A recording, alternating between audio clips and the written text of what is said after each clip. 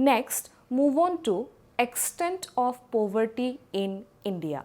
Let's see how poverty has spread in India and it affects different parts of our country. First, widespread and severe poverty is one of the main characteristics of Indian economy. Different committees and commissions are formed to estimate poverty in India.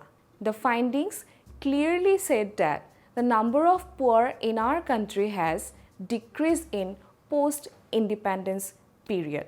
We should know that right from the post-independent part, all our scholars keep focusing on removing poverty from India.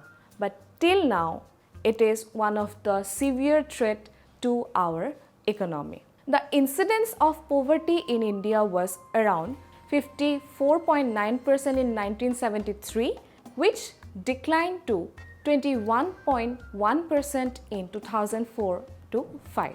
And if we see, majority of poor are living in rural areas. Now, move on to the different causes of poverty in our country. Basically, causes of poverty can be divided into three parts.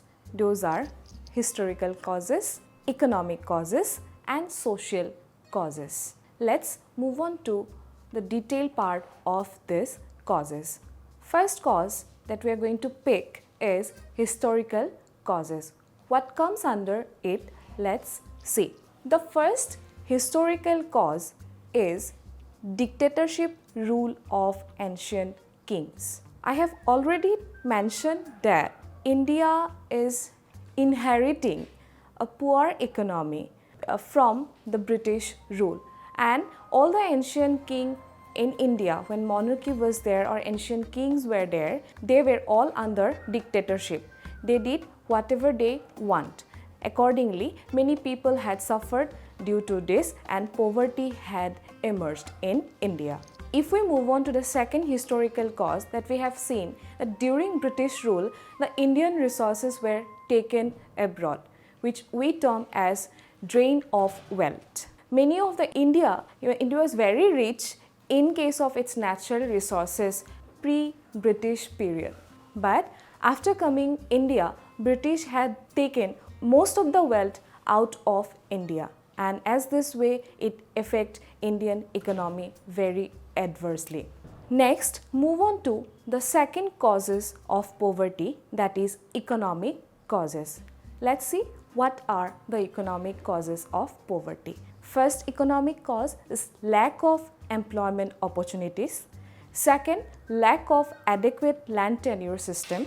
And third is presence of uneducated and unskilled labor. If we see lack of employment opportunities, yes, unemployment, which is also a very big problem in Indian economy in present day scenario also.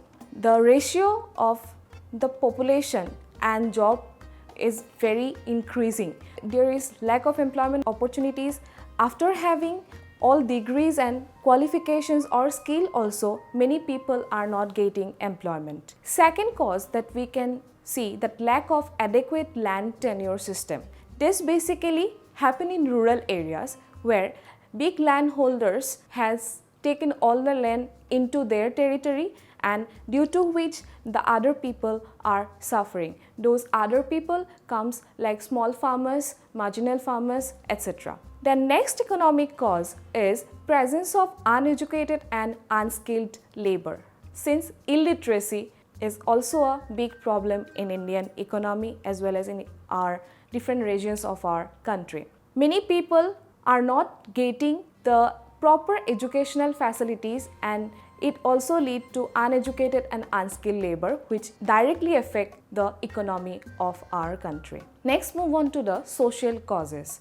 Social causes of poverty are large population size, high birth rate, number 3, superstitious beliefs. Now, large population size, India is ranking as second in terms of population in the world after China.